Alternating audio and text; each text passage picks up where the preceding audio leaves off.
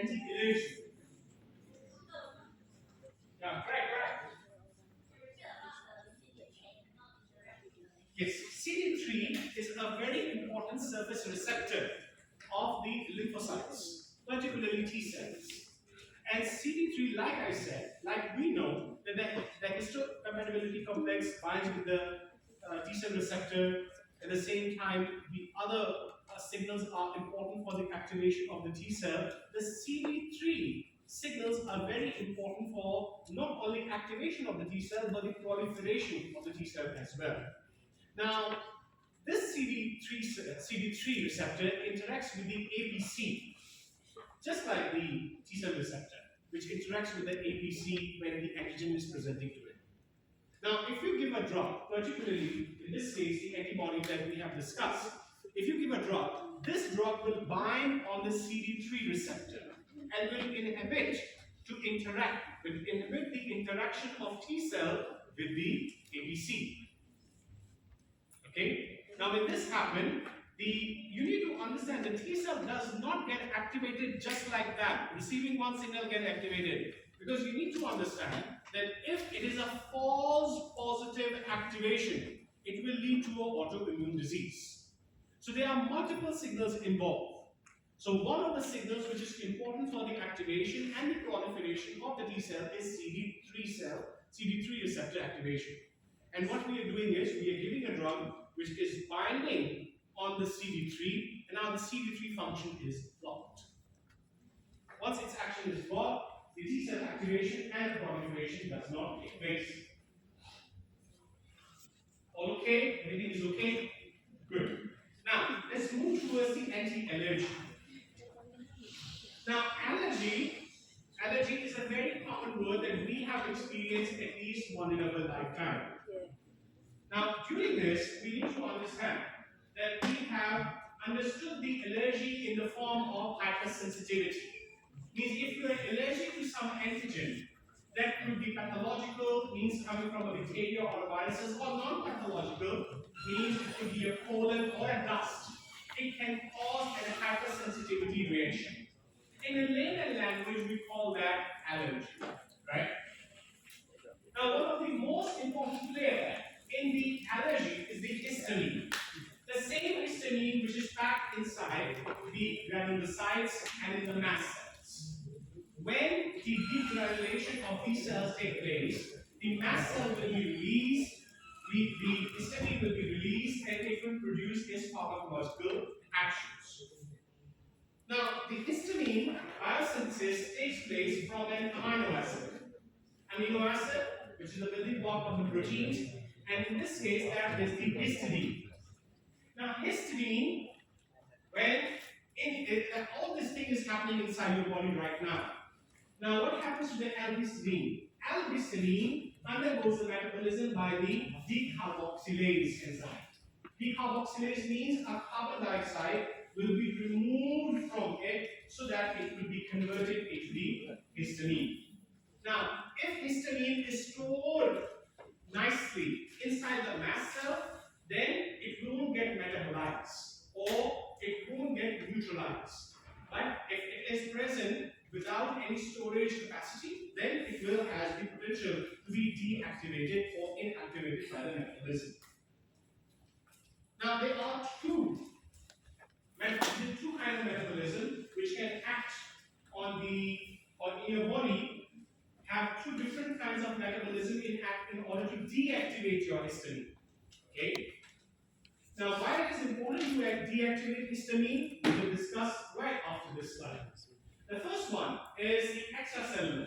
Means if the histamine is present outside the cell, outside the mast cell, or outside basophil, then it will be subjected towards the oxidative deionization. If it is present inside the cell, means it is present where it is being stored, then it may lead to the methylation or indemazole ring. Means these two different kind of metabolism is mainly responsible for the termination of the action of the histamine. One is intracellular, while the other one is the extracellular. Now, histamine are stored particularly in two different kinds of They can be either stored in the mast cells or in the basophils, which are our immune cells, form an inactive complex in the storage granules, or they can be stored particularly in the histominal sites, particularly in the GI tract, in the gastric mucosa. The fourth site is interesting one, which is inside your brain, and that is the histaminogenic neurons. These all serve as a storage site for the histamine. Now let's see if these, now when they are being stored in all these cells, your cell needs trigger in order to release the histamine. And the triggers are this. They can be an antigen, they can be a stain, venom, they can be any drug as well. Particularly, in this case, that could be morphine, which you're going to study in your 5th year. I'm going to teach you that as well. And the tuberculin, which is neuromuscular blocker. Neuromuscular blocker means when you're going through any surgery, your muscles need to be stopped from moving, because if it moves during your surgery, it can damage you and it can damage the surgeon as well, right? And at the same time, your muscle needs to be relaxed in order the surgeon to perform any surgery. If it is contracted, then it will make it difficult for the team in order for you to operate. In that case, we use certain kind of drugs in order to make your muscles relax. Those are known as neuromuscular blockers. Tuberculin is one of them. Tuberculin, when it is given, it causes an adverse effect which is known as red man syndrome. Red man syndrome. Read about it. It's very nice. Okay. Now, histamine release. Now, histamine release can be taken by 2 ways. Number one, the IgE antibody. We have understood this thing first. The IgE antibody, combination of antigen and IgE antibody, will cause the release from the mast cell or activation of the surface receptors by anistumuli, which will cause the activation of the complement system. Right? Now, IgE antibodies will lead to the degranulation, whereas the activation of the surface receptor will cause the further activation of the complement system, and this will cause poke holes inside the mast cells, and the histamine will come out. Now, this is very, very important. Once the histamine, now you need to understand, guys, and I really want to emphasize on this one. Every drug or every molecule in your body produces its action by binding to a receptor. Right? Binding to a receptor. Just like methotrexate binded with an enzyme, and that enzyme served as a receptor for that drug. Same over here. When the histamine is released, it will bind to its receptor present on different parts of body. There are 4 different kinds of receptor for histamine. The first one is H1, H2, H3, and H4. Now, H1 is present on the central nervous system. In your vascular bed, airway smooth muscles in your lungs and in your muscles, particularly in your alveoli. H2 are present in your central nervous system and in the stomach. H3 is more dominant in the central nervous system, where the H4 modulates or works as a function for the bone marrow. Now, why these things are important, why we need to learn that where these receptors are present, and why we need to understand that which receptor needs to be activated and while other receptors does not need to be activated. We will learn that right over here. Now, but before this, we need to understand this, that the mechanism of action of the histamine is mainly by its action on the G protein coupled receptors. We have learned that in the last semester, right? G protein coupled receptors.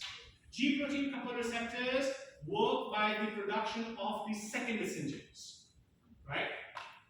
Now, if you look over here, the H1 receptor particularly works by the production of the phospholipase C, then phosphokinase C, and the release of the calcium.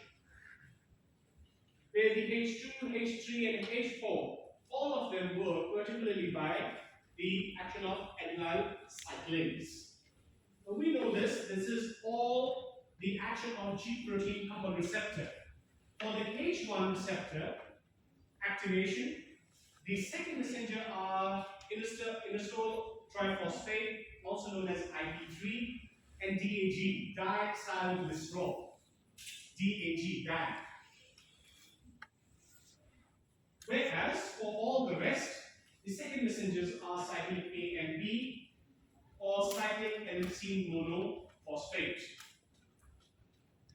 So when these receptors, means when the histamine is binding on the H1 receptor, it is causing the activation of phospholipase C, eventually causes the production of IP3 goes up, which causes the release of the calcium. Whereas in the H2, H3, and H4, adenyl cyclase production goes up, which eventually leads to the production of the second messenger, and in this case, that will be cyclic AMP.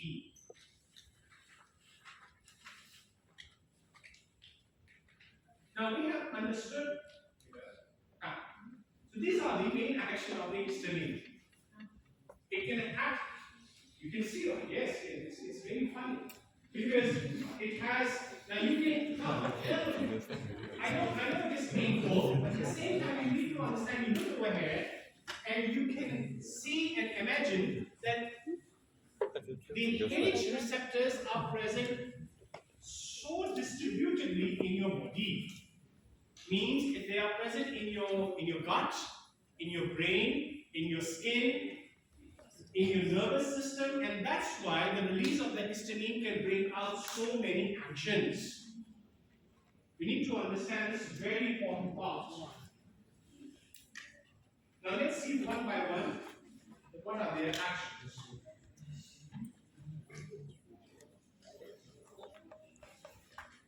Now histamine acts on the cardiovascular system. How does it do that? It particularly, when the histamine is released, the cardiovascular system, your heart or in your vessels, it has H1 and H2 receptors. Means histamine will be released and it will bind with the H1 and the H2 receptor present on your central nervous system. Now when this will happen, it will lower the systemic blood pressure by causing vasodilation. Remember I told you the histamine will release and it causes vasodilation. When the blood vessels will be dilated, this will produce flushing of the skin because more and more blood will pool out in that area. This will cause flushing. Now, the second part is written over here is it causes positive chronotropic and inotropic activity. What is called positive inotropic and chronotropic activity? Positive, I guess I think I have discussed it with you before. Chronotropic means that it can increase the rate, means, for example, histamine is not released. Then it is 1, 2, 3, 4, 5, 6. In 6 seconds, you have 6 beats. Now histamine is released. 1, 2, 3, 4, 5, 6. There were 15 beats. That's one thing. Second thing is, it increases the force of contraction as well. It's not only increasing the rate of contraction, it is increasing the force of contraction as well. Hence, it causes positive inotropic and chronotropic activity.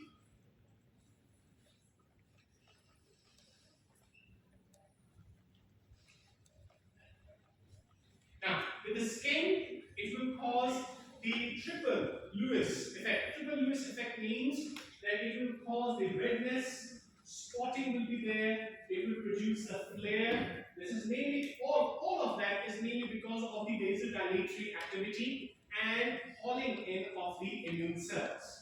And last but not least, the fluid leakage will eventually lead to the localized edema. This one is known as triple response of the Lewis. So all of that is mainly because of the action of the histamine on your H1 and H2 receptors present on your blood vessels. Now, in the nervous system, it has a very important function. Guys, you need to understand this. If you have, and let me correlate with something. If you have ever in your life taken antihistamines or anti-allergics, or you go to the pharmacy, they ask you, do you want a drowsy one or non-drowsy one? Right, very simple. Right. If you do not have the knowledge and you just buy anything and you take an anti-allergy, you feel sleepy. It's mainly because the histamine receptors are present in your central nervous system. If you are giving a drug which acts on the central nervous system, so one of its major effects is it will make you drowsy. Right? Now let's see. Powerful stimulant of sensory nerve endings. Now, if the histamine is acting on your nerves, it is making you active. Guys, don't get confused.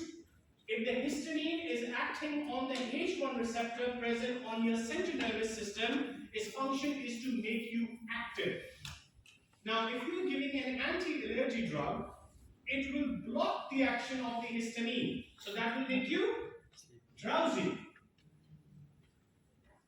So, actually, histamine makes you active. It is a stimulant molecule in your central nervous system. But when you block the action of the histamine, that's how it makes you drowsy. Powerful stimulant of sensory nerve endings during the urticaria in insects and stings, pruritus, increased vascular permeability, release of the histamine area, brain, and peripheral nervous system. It's very, very important for reducing pain as well. Now, whenever it is present in your secretory tissues. Now, if any one of you have asthma and the asthma attacks takes place, God forbidden, this will cause very difficult for you guys to breathe. This is mainly because your alveoli, they will secrete out mucus in a large amount. When there is so much liquid present inside your alveoli, it will make your lungs difficult to exchange the gases. This is mainly because the histamine receptor present in your alveoli will get activated. This will produce more mucus, and then less mucus makes difficulty in breathing. In order to reverse that, you give anti-allergic drugs. You will block the action of the histamine, and hence the mucus secretion will go down, and the patient can breathe freely. Same thing is written over here. Powerful stimulant of gastric acid secretion means whenever the histamine is released, it will increase the acid production in your stomach. Gastric acid secretion means it will increase the production of your acid in your stomach. Increase the production of the nasal and bronchial mucus, just like we discussed now, resulting in respiratory symptoms. This action is mainly mediated by H1 receptor. And vesical smooth muscles. Vesical smooth muscle means we are talking about the blood vessels and also the GI tract. It can cause, means it can increase the contraction of the smooth muscles in your airway, at the same time in your GIT as well. Means if in the airway, the histamine is released and it has bind on the receptor present in your airway, it will cause the bronchial constriction. Means your bronchioles will be constricted. The balloons which are responsible for the exchange of the gas, their surface area will be reduced. When the surface area is reduced, it means the capacity of exchange of gases reduces. And that makes the patient difficulty and shortness of breath. Now, abdominal cramps. Since this release of the histamine can cause more contraction or can induce anastomosis movement, then the more contraction of your smooth muscles will lead to abdominal cramps. Whenever you have any infection, your virus or bacterial infection that leads to the abdominal cramps, that virus or that bacteria has probably caused the release of the histamine in your gut. The histamine eventually causes to increase the contraction of your smooth muscles, which leads to the abdominal cramps.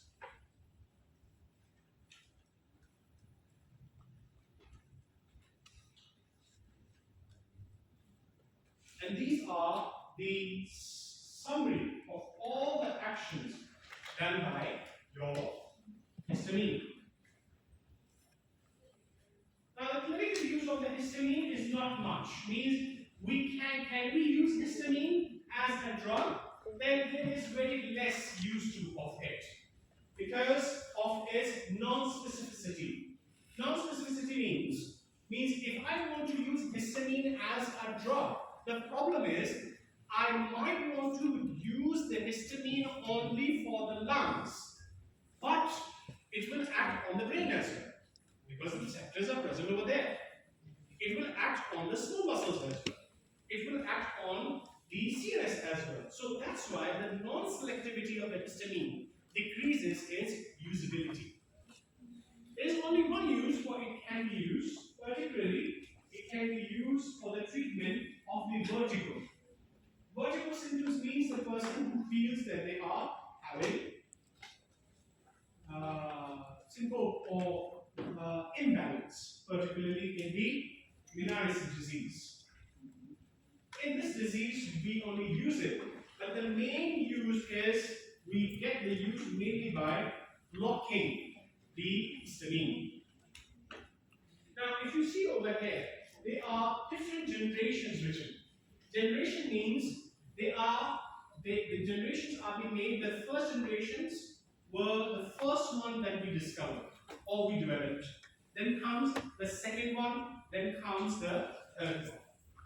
And the reason for this first, second, third was we were trying to make the drug target specific. Means if we are giving a drug, that drug will specifically bind the H1 receptor on the lungs and it will produce its action on the lungs.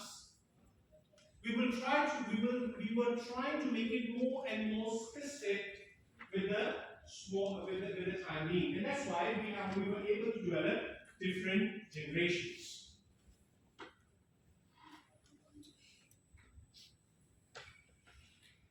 Now, if we talk about their pharmacokinetics is very common. It's not something of major concern. They get metabolized by the liver, they are excreted in the urine. Most important part is their distribution, guys. You can look into them that if you give an antihistamine, histamine can pass your blood-brain barrier and the placental barrier easily. And that's why its distribution is very high. You will see over here, widely distributed throughout the body, including CNS, except the second and third generation. Means if you give a first generation drug, the first generation drug can produce action on the mother and on the baby as well. But then we got smart. We have developed a newer generation, a second generation. And with the second generation, we were able to target the mother only, which cannot pass the placental barrier, and now the baby is safe. Absorption is not a concern because absorption is easy and also very regular. I think that is enough for today. So let me conclude today's topic. We have understood immunosuppressants. We have understood immunosuppressants, and particularly immunosuppressants, we have understood the corticosteroid, immunophilic inhibitors, cytostatic drugs, and also one drug which is a monoclonal antibody. Apart from that, we are learning about the anti-allergy drug. And particularly when it comes to the allergy, we target histamine. Histamine is produced by your body, particularly from an amino acid which is known as L-histamine. Once it is being produced, it will be stored in different called cells. Mast cells, basophils, or histidinocytes. They are being stored in different parts of the body. Once the histamine is released, it can be from any reason. You have encountered a pathogen, a bee have bitten you or whatever, but it is released. It binds to its receptors present in different parts of body as well. These receptors are from all the way from the H1, H2, H3, and H4. When these receptors are getting activated, they will produce different kind of functions. For example, in your heart, they produce inotropic and chronotropic activity. In your lungs, it will produce bronchoconstriction. In your blood vessels, it produces vasodilation, and so on and so forth. In next lecture, we will discuss about the particular drugs, how they act, and what are they used in the clinical settings. Thank you so much. Don't forget to mark your